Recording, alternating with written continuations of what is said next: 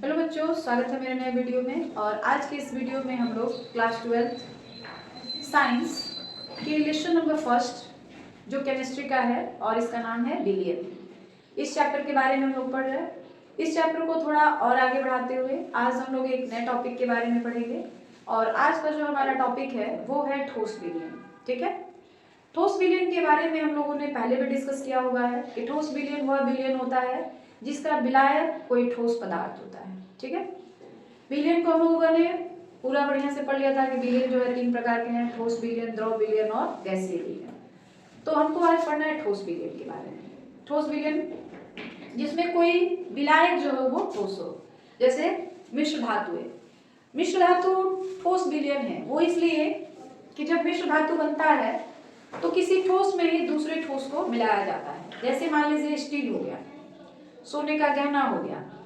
Steel जो होता है यह फेरस, निकेल और क्रोमियम का एक मिश्र धातु होता है। ठीक है, तो इसमें जो विलायक होता है, विलायक के रूप में फेरस होता है, क्योंकि फेरस में ही निकेल और क्रोमियम को मिलाया जाता है। तो मिलने के बाद जो वह बनता है वह मिश्र धातु हो जाता है, स्टील हो जाता है। ठीक है, तो सभी मिश्र धातुएं जो होती हैं ठोस विलयन होती है। अगली बात समझ में कि ठोस विलयन क्या है। जैसे देखिए यहाँ पे लिखा गया 2 या 2 से अधिक धातुओं का मिश्रण, या उसको हम लोग सिंपली कह सकते हैं मिश्र धातु। ठीक है, ठोस विलयन को भी 2 भागों में बांटा गया है। पहला, ठोस विलयन को 2 भागों में बांटा गया। पहला प्रतिस्थापनीय ठोस विलयन और दूसरा है अंतराकाशी ठोस चालक। ठीक है, अंतराकाशी ठोस, प्रतिस्थापनीय ठोस विलयन और अंतराकाशी ठोस विलयन होगा, यहाँ पे जालक नहीं होगा, अंतराकाशी ठोस विलयन। ठीक है, तो ये 2 तरह के विलयन होते हैं। पहला है प्रतिस्थापनीय ठोस विलयन। ये क्या है तो देखिए, इन विलयनों में एक पदार्थ के परमाणु अथवा आयन क्रिस्टल जालक में अन्य पदार्थ के कणों का स्थान ले लेते हैं। जैसे कॉपर, जिंक प्रतिस्थापनीय ठोस विलयन है। आपने पढ़ा होगा प्रतिस्थापन अभिक्रिया, क्लास 10th में है ये, जब आप लोग पढ़े थे जो रासायनिक अभिक्रियाएं होती है उनके प्रकार, तो उसमें हम लोगों ने पढ़ा था प्रतिस्थापन अभिक्रिया, या इसी का एक और नाम है विस्थापन अभिक्रिया। ये प्रतिस्थापन अभिक्रिया या जो विस्थापन अभिक्रिया है ये क्या है? यह एक ऐसी अभिक्रिया होती है जिसमें जो अधिक अभिक्रियाशील पदार्थ होते हैं, अधिक अभिक्रियाशील ठोस पदार्थ जो भी होते हैं, वह कम अभिक्रियाशील पदार्थों को उसके विलयन में से विस्थापित कर देते हैं। जैसे मान लीजिए हमने यहाँ पे एक एग्जाम्पल लिखा, ये मान लीजिए हमने लिखा Zn plus CuSO4 is equal to ZnSO4 plus Cu। ये इसमें क्या है, Zn जो है यह भी धातु है और कॉपर वह भी धातु है। Zn जो है वो अधिक अभिक्रियाशील धातु है, कॉपर जो है वो कम अभिक्रियाशील धातु है। तो जो प्रतिस्थापन अभिक्रिया होती है या जो विस्थापन अभिक्रिया होती है, अधिक अभिक्रियाशील धातु, जिंक जो है अधिक अभिक्रियाशील है, कॉपर जो है वो कम है। तो जिंक क्या कर रहा है, कॉपर सल्फेट में से कॉपर को विस्थापित कर दे रहा है और उसकी जगह पे खुद चला जा रहा है। जैसे देखिए यहाँ पे क्या हो गया, यहाँ पे अभिक्रिया के पहले CuSO4 था, लेकिन अभिक्रिया के बाद क्या हो गया, ZnSO4 हो गया। यानी Zn ने Cu को यहाँ से हटा दिया और उसकी जगह पे खुद चला गया है। ठीक है, तो वही चीज, तो इसको हम लोग कहते हैं विस्थापन अभिक्रिया। सेम वही चीज यहाँ पर भी है कि इस विलयनों में या इन विलयनों में एक पदार्थ के परमाणु अथवा आयन क्रिस्टल जालक में अन्य पदार्थ के कणों का स्थान ले लेते हैं। मतलब ये हो गया ना कि यहाँ पे क्या था, Cu था, Cu की जगह पे Zn आ गया। मतलब एक धातु जो होता है उसके जो परमाणु होते हैं या आयन होते हैं वो किसी दूसरे धातु को उसकी जगह से हटा देते हैं और उसकी जगह पे खुद चले जाते हैं। तो ऐसे विलयन को हम लोग क्या कहते हैं, प्रतिस्थापनीय ठोस विलयन कहते हैं। आइए बात समझ में। यहाँ पे एक चीज है क्रिस्टल जालक। पहले जब आप लोग क्लास 12 का केमिस्ट्री पढ़ते थे तो उसका जो फर्स्ट चैप्टर हुआ करता था ठोस अवस्था होता था, लेकिन उसको आपको सिलेबस से हटा दिया गया है और अब आपका पहला चैप्टर जो है विलयन हो गया। जब हम लोग ठोस अवस्था पढ़ते थे तो उसमें आता था क्रिस्टल जालक क्या होता है। तो क्रिस्टल जालक जो होता था एक ऐसा जालक होता है, एक ऐसी व्यवस्था होती है जिसमें किसी ठोस के जितने भी अणु और परमाणु होते हैं उनकी व्यवस्था को प्रदर्शित किया जाता है। जैसे मान लो हमने NaCl एक यौगिक है, अगर इसका हम लोग जालक बनाए तो क्या होगा, ये इस तरह से है, यहाँ पे Na, फिर यहाँ पे Cl, फिर यहाँ पे Na, फिर यहाँ पे Cl, इस तरह से चलता है, फिर यहाँ पे Cl, फिर यहाँ पे Na, इस तरह से चलता रहता है। तो ये जो पूरी व्यवस्था है ना, इसी को हम लोग कहते हैं क्रिस्टलीय जालक। आ रही बात समझ में?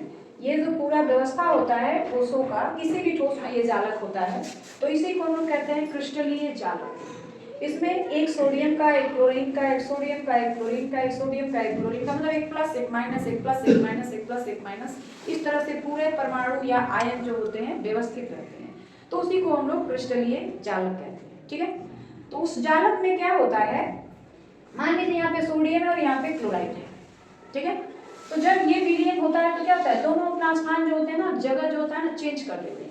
जैसे यहाँ पे सोडियम है तो यहाँ पे Cl आ जाएगा और Cl की जगह पे सोडियम चला जाएगा। यहाँ पे भी हमने बताया Cu है यहाँ पे, तो वहाँ पे Zn चला गया और Zn की जगह पे Cu आ गया। मतलब जो ठोस पदार्थ होते हैं वो अपने स्थान को बदल देते हैं। तो ऐसे विलयन को हम लोग कहते हैं प्रतिस्थापनीय ठोस विलयन। आगे बात समझ में? पहला था कि ठोस विलयन क्या है, फिर आ गया कि ठोस विलयन के दो प्रकार होते हैं। पहला प्रतिस्थापनीय ठोस विलयन। प्रतिस्थापनीय ठोस विलयन क्या होता है कि एक पदार्थ के परमाणु या आयन क्रिस्टल जालक में अन्य पदार्थ के कणों का स्थान ले लेते हैं। अभी हमने बताया ना कि सोडियम Cl की जगह पे चला जाएगा और Cl सोडियम की जगह पे आ जाएगा, जगह दोनों का बदल जाएगा। तो ऐसे विलयन को हम लोग कहेंगे कि यह ऐसा विलयन है प्रतिस्थापनीय ठोस विलयन। क्लियर हो गई बात? अच्छे से आगे बढ़ा जाएगा। चलिए, दूसरा प्रकार है अंतराकाशी ठोस विलयन। देख लीजिए, दूसरा है अंतराकाशी ठोस विलयन।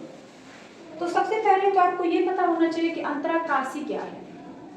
उसको हम लोग अंतराकाशी नहीं, अंतराकाशी स्थान बोलते हैं। तो अंतराकाशी स्थान क्या है? देखिए, कोई भी क्रिस्टलीय जालक जो होता है, कोई भी ठोस जो होता है, उसमें जो परमाणुओं की व्यवस्था होती है वो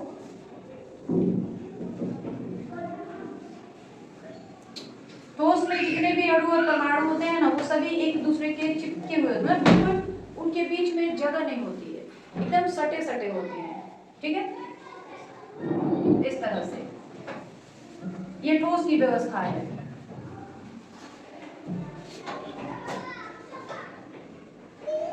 ये ठोस की व्यवस्था है, दो अणु और परमाणु के बीच में थोड़ा सा भी गैप नहीं होगा, बिल्कुल एक दूसरे से चिपके रहते हैं।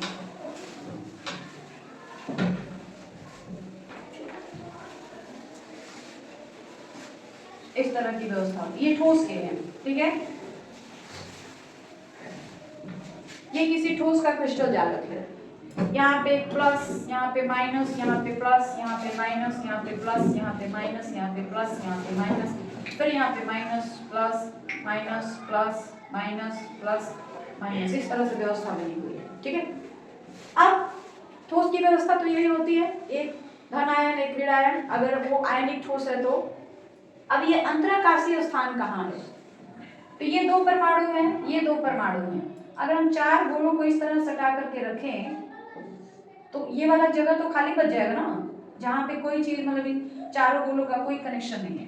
तो ये जगह जो खाली बचा हुआ है चार गोलों के बीच में, यानी चार परमाणुओं के बीच में, तो इस खाली जगह का ही नाम दिया जाता है अंतराकाशीय स्थान। अंतराकाशी स्थान। आगे बात समझ में कि अंतराकाशीय स्थान क्या है? जो चार परमाणु होते हैं उनके बीच में जो खाली जगह होता है, दैट इज कॉल्ड, ये कहा गया अंतराकाशीय स्थान। ठीक है, अब देखिए क्या है कि जो अंतराकाशी ठोस विलयन है वो क्या है।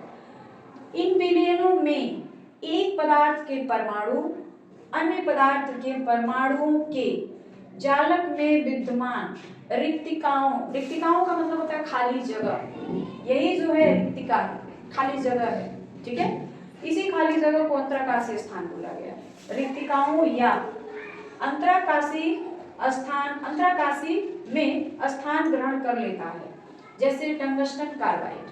मतलब ये होता है कि एक अणु मतलब एक परमाणु यहाँ है, एक परमाणु यहाँ है, एक परमाणु यहाँ, इस तरह से रहता है। एक धन आयन, एक ऋण आयन, एक धन आयन, एक ऋण आयन, जो आयनिक ठोस होते हैं उसमें की व्यवस्था है। तो उसमें क्या होता है कि एक पदार्थ के परमाणु जो होते हैं वो अंतराकाशीय स्थान में चले जाते हैं। यानी यहाँ जो खाली जगह है, बीच बीच में जो खाली जगह है ना, जिसको हम लोग रिक्तिका बोलते हैं, देखिए ये रिक्तिका है, इस रिक्तिका में चले जाते हैं, या इसी को कहा जाता है कि अंतराकाशीय स्थान में चले जाते हैं। तो वैसे ठोस को या वैसे ठोस विलयन को हम लोग नाम देते हैं अंतराकाशीय ठोस विलयन। आगे बात समझ में? तो ये था आपका ठोस विलयन क्या है और ठोस विलयन के कितने प्रकार होते हैं। बातें क्लियर हो गई?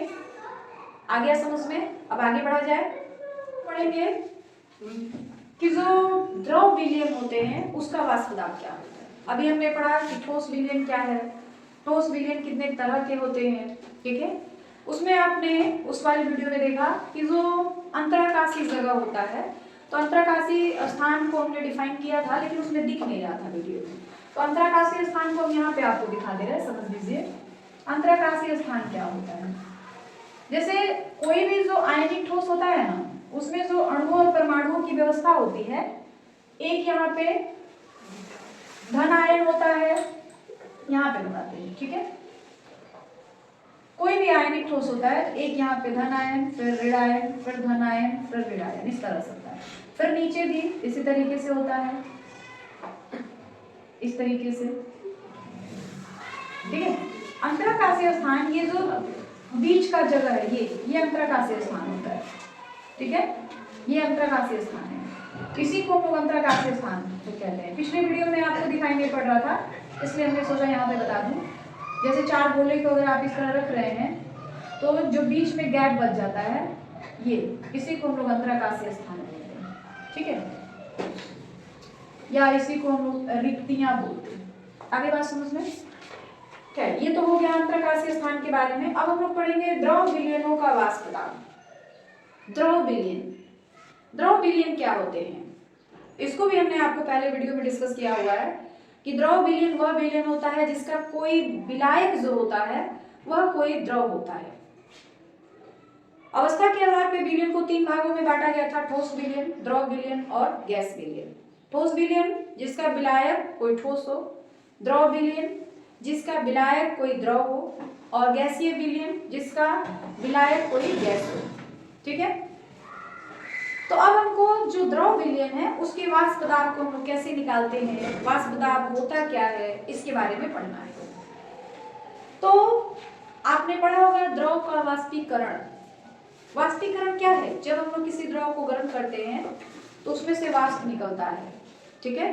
तो यह जो विधि हो गई, यह जो प्रोसेस हो गया, इसको हम लोग वाष्पीकरण कहेंगे। और फिर अगर आप वाष्पीकरण जो है किसी खुले बर्तन में करा रहे हैं, तब तो जो भाप बनेंगे वो वायुमंडल में मिल जाएंगे, आपको कुछ दिखाई नहीं पड़ेगा। लेकिन अगर वाष्पीकरण आप एक बंद बर्तन में कर रहे हैं, जैसे पानी आप गर्म कर रहे हैं और उसका ऊपर से ढक्कन लगा दिया आपने, तो क्या होगा, पानी वाष्प बनेगा और फिर वो जो आपका ढक्कन है उस पर जाके टच होगा और धीरे धीरे थोड़ी देर के बाद फिर पानी की बूंदें जो होंगी उस बर्तन से नीचे द्रव में निकलेंगी। तो कुल मिलाकर कहने का मतलब ये है कि पानी को गर्म करना वाष्पीकरण हो गया, फिर वाष्प को ठंडा करना संघनन हो गया, ठीक है। तो वाष्पीकरण और संघनन दोनों विधियां जो हैं एक दूसरे के अपोजिट होती हैं, एक दूसरे के उल्टा होती हैं, ठीक है ना। जैसे हम लोग पानी को गर्म कर रहे हैं तो वाष्प बन रहा है, वाष्प को ठंडा कर रहे हैं तो फिर हमको पानी मिल रहा है। तो ये दोनों जो है एक दूसरे के अपोजिट है, उल्टा है। शुरू में क्या होता है, मान लीजिए आप शुरू में पानी को गर्म कर रहे हैं, गर्म करने के लिए आपने उसको गैस पे रखा, तो वाष्पीकरण की क्रिया जो होगी काफी तेजी से होती है, ठीक है।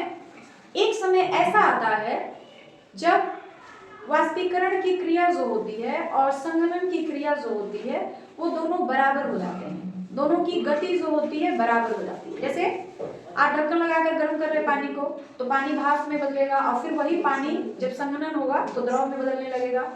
जब दोनों की गति बराबर हो जाएगी तो उसको हम लोग कहते हैं साम्य अवस्था, ठीक है। साम्य अवस्था क्या हो गया, कि जब वाष्पीकरण की गति और संघनन की गति दोनों की गति जब बराबर हो जाएगी तो उसको हम लोग कहेंगे साम्य अवस्था। ठीक है, अब देखिए वाष्प दाब क्या है।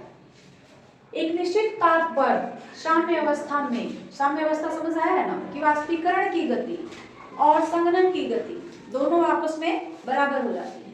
उस समय ना तो वाष्पीकरण होता है और ना ही जो होता है संघनन हो पाता है, दोनों साम्य अवस्था में आ गए। तो वही साम्य अवस्था के बारे में यहाँ पे कहा गया है। एक निश्चित ताप पर साम्य अवस्था में वाष्प के अणुओं के द्वारा द्रव की सतह पर उत्पन्न किया गया दाब ही वाष्प दाब कहलाता है। ये बात समझ आई? एक निश्चित ताप पर साम्य अवस्था में वाष्प के अणुओं के द्वारा द्रव की सतह पर, जैसे देखिए आप वाष्पीकरण की जो क्रिया करवा रहे हैं एक बंद बर्तन में करवा रहे हैं, मतलब उसका ढक्कन लगा हुआ है, खुले बर्तन में नहीं करवाना है, बंद बर्तन में करवा रहे हैं। तो पहले जो पानी होगा गर्म होने के बाद वाष्प में बदलेगा और वह जो वाष्प होगा ढक्कन पर जाके चिपका हुआ रहेगा, पानी की जो बूंदें होंगी वो फिर देखिएगा आप ढक्कन में से नीचे गिरने लगेंगी, तो वो संघनन हो गया। तो ये जो वाष्प के अणु होते हैं जब जाके आपका जो ढक्कन होता है उस पे चिपके हुए होते हैं और धीरे धीरे ठंडा होकर द्रव बनकर फिर वापस से द्रव में आने लगते हैं, बूंद बूंद करके गिरने लगते हैं। तो इस वाष्प के अणुओं द्वारा भी आपका जो द्रव है बर्तन में उस पर दाब लगाया जाता है और उसी दाब को हम लोग कहते हैं वाष्प दाब। मतलब आप ये कह सकते हैं सिंपली वाष्प के द्वारा लगाए गए दाब को द्रव का वाष्प दाब कहते हैं। क्लियर है? लेकिन यहाँ पे एक चीज आ गया है साम्य अवस्था।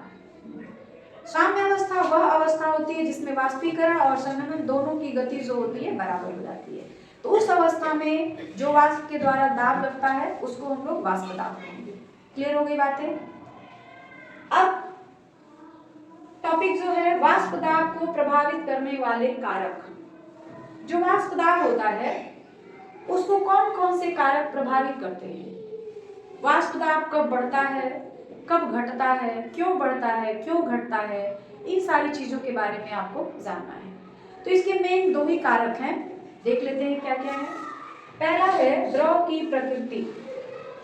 अब द्रव की प्रकृति वाष्प दाब को कैसे प्रभावित करती है? वे द्रव जिसमें दुर्बल अंतरा आणविक बल उपस्थित होते हैं उनका वाष्प दाब अधिक होता है। अब ये जानिए कि जिसमें दुर्बल अंतरा आणविक बल, अब ये अंतरा आणविक बल क्या होते हैं?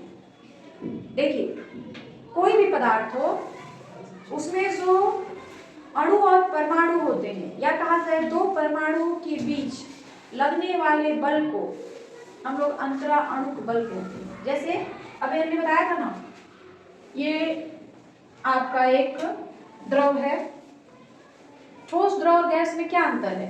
मान लीजिए अगर ये ठोस है तो इसके दो परमाणुओं के बीच थोड़ा भी जगह नहीं होगा, डिस्टेंस नहीं होगा, इस तरह से सारे परमाणु जो होंगे एक दूसरे से चिपके हुए होंगे, तो इसको हम लोग कहेंगे कि यह जो है क्या है, ठोस है।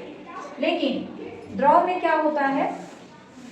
द्रव में इन दोनों के बीच जो होता है, इन दोनों के बीच जो होता है थोड़ा सा दूरी बढ़ जाता है, इन दोनों के बीच क्या होता है, थोड़ी सी दूरी बढ़ जाती है इस तरह से, ठीक है। लेकिन गैस में क्या हो जाता है, ये दूरी बहुत ज्यादा हो जाती है, इस तरह से हो जाती है, इस तरह से। तो यही मेन अंतर होता है ठोस द्रव और गैस में। ठोस जो होता है उसके सारे परमाणु एक दूसरे से चिपके हुए होते हैं, उसमें अंतरा अणुक बल बहुत ज्यादा होता है और अंतरा अणुक बल ज्यादा होता है तो दो परमाणु को एक दूसरे से आपस में बांध कर रखता है, आकर्षण बल होता है। यहाँ पर द्रव है, ये अंतरा अणुक बल थोड़ा कम हो जाता है, इसीलिए इनके बीच दूरी बढ़ जाती है। गैस में क्या होता है, अंतरा अणुक बल बिल्कुल कम हो जाता है तो दो परमाणु के बीच दूरी और बढ़ जाती है। तो ये ठोस की व्यवस्था है, जो ठोस में परमाणु होते हैं, यह द्रव की व्यवस्था है और यह जो है गैस की व्यवस्था है। ठोसों में अंतराणुक बल सबसे ज्यादा होते हैं, द्रव में अंतराणुक बल ठोस की तुलना में कम होते हैं और गैसों में अंतराणुक बल बहुत ही कम होते हैं। इसीलिए ठोसों का जो आकार और आयतन होता है निश्चित होता है, क्योंकि उसमें अंतराणुक बल ज्यादा होता है। द्रव का आकार निश्चित नहीं होता है लेकिन आयतन निश्चित होता है। गैसों का न तो आकार निश्चित होता है न तो आयतन निश्चित होता है, क्योंकि उसमें अंतराणुक बल जो होता है सबसे कम होता है। इसलिए बल क्या है कि इन दोनों को एक साथ, दो परमाणुओं को आपस में एक साथ बांध कर रखता है, वैसे बल को हम लोग अंतराणुक बल कहते हैं। तो यहाँ सबसे ज्यादा होता है, द्रव में थोड़ा कम होता है, गैस में सबसे कम होता है। ठीक है, तो अंतराणुक बल समझ आ गया क्या है। अब वे द्रव जिसमें दुर्बल अंतराणुक बल उपस्थित होते हैं उनका वाष्प दाब अधिक होता है। एक ऐसा द्रव जिसमें अंतराणुक बल बहुत कम है, मान लीजिए द्रव है इसमें अंतराणुक बल कम है, तो इसको कम ही ताप पर अगर आप गर्म करेंगे तो इसके अणु और परमाणु जो होंगे आपस में गति करने लगेंगे और जल्दी से जल्दी वाष्प में बदलने लगेंगे। तो जितना ज्यादा वाष्प बनेगा ताप भी उतना ही ज्यादा होगा, और वाष्प जितना कम बनेगा ताप भी कम ही होगा। तो अंतराणुक बल कम होने का मतलब कि जो द्रव है वह जल्दी जल्दी वाष्प में बदलने लगेगा, और जितना ज्यादा वाष्प बनेगा वाष्प दाब भी बढ़ जाएगा। तो एक ऐसा भी द्रव है जिसमें अंतराणुक बल बहुत ज्यादा है, तो वह जल्दी द्रव में नहीं, मतलब वाष्प में नहीं बदलेगा, और वाष्प में नहीं बदलेगा तो वाष्प दाब भी बढ़ जाएगा। आई बात समझ? इसीलिए कहा जाता है कि वे द्रव जिसमें दुर्बल अंतराणुक बल उपस्थित होते हैं उनका वाष्प दाब अधिक होता है, क्योंकि वो ज्यादा वाष्प बनाएंगे ना, जल्दी जल्दी वाष्प में बदलने लगेंगे, और जितना ज्यादा वाष्प बनेगा उतना ज्यादा दाब भी बढ़ेगा। दूसरा है ताप। ताप बढ़ाने पर द्रव का वाष्प दाब बढ़ता है, क्योंकि ताप बढ़ने पर द्रव के अणुओं की गतिज ऊर्जा बढ़ जाती है और अधिक अणु द्रव की सतह को छोड़कर वाष्प में बदल जाते हैं। देखिए, वाष्प दाब का मतलब है कि वाष्प द्वारा लगाया गया दाब, तो आपके पास जितना वाष्प ज्यादा रहेगा वाष्प दाब ज्यादा रहेगा। वाष्प दाब ज्यादा करने के लिए वाष्प की मात्रा ज्यादा होनी चाहिए, और आपके पास अगर वाष्प कम है तो वाष्प दाब भी कम होगा। तो जितना ज्यादा आप गर्म करेंगे किसी द्रव को, किसी भी द्रव को जितना ज्यादा गर्म करेंगे उतना ज्यादा वाष्प बनेगा, और जितना ज्यादा वाष्प बनेगा वाष्प दाब भी बढ़ता जाएगा, क्योंकि वाष्प द्वारा लगाए गए दाब को ना वाष्प दाब कहते हैं। तो वाष्प दाब बढ़ाने का मतलब है कि आपको वाष्प की मात्रा को बढ़ाना पड़ेगा। तो वाष्प की मात्रा कैसे बढ़ेगी? पानी को और ज्यादा गर्म करिए, जितना ज्यादा पानी आप गर्म करेंगे वाष्प उतना ज्यादा बनेगा, और वाष्प जितना ज्यादा बनेगा वाष्प दाब भी बढ़ता ही जाएगा। तो यही कहा गया है कि जब ताप जो होता है, ताप बढ़ने पर द्रव का वाष्प दाब बढ़ जाता है। क्यों बढ़ जाता है? क्योंकि ताप बढ़ाएंगे तो द्रव की जितनी मात्रा है वो ज्यादा क्या होगी, वाष्प में बदलेगी, और जितना ज्यादा वाष्प बनेगा वाष्प दाब भी बढ़ता जाएगा। तो ये था कि जो वाष्प दाब होता है उसको कौन कौन से कारक प्रभावित करते हैं। आपको बस एक कॉन्सेप्ट याद रखना है कि वाष्प दाब बढ़ाने के लिए वाष्प की मात्रा बढ़ानी पड़ेगी। वाष्प की जितनी मात्रा बढ़ेगी वाष्प दाब अपने आप बढ़ता जाएगा, और वाष्प की मात्रा जितनी घटेगी वाष्प दाब घटता जाएगा। तो ताप बढ़ाएंगे तब भी वाष्प की मात्रा बढ़ेगी, वाष्प दाब बढ़ जाएगा। और अगर एक ऐसा द्रव है जिसके भी दुर्बल अंतराणुक बल है, मतलब कम बल से एक दूसरे से बंधे हुए हैं, तो उसको कम ताप पे आप गर्म करेंगे तो तुरंत जो होगा गैस में बदल जाएगा, तुरंत जो होगा वाष्प में बदल जाएगा। ठीक है, तो ये थे कि द्रव विलीन जो होते हैं उनका वाष्प दाब क्या होता है, और वाष्प दाब को प्रभावित करने वाले कौन कौन से कारक होते हैं। तो ये दो कारक है। क्लियर हो गया है आपको? कोई दिक्कत है, कोई भी परेशानी हो तो आप कमेंट करके जरूर पूछिएगा। और आज के वीडियो में बस इतना ही। वीडियो के लास्ट में मैं यही करना चाहती हूँ कि जितना ज़्यादा हो सके मेरे वीडियो को लाइक करें, शेयर करें, कमेंट जरूर करें, ताकि जो भी कमियाँ हो उसे दूर कर सकें।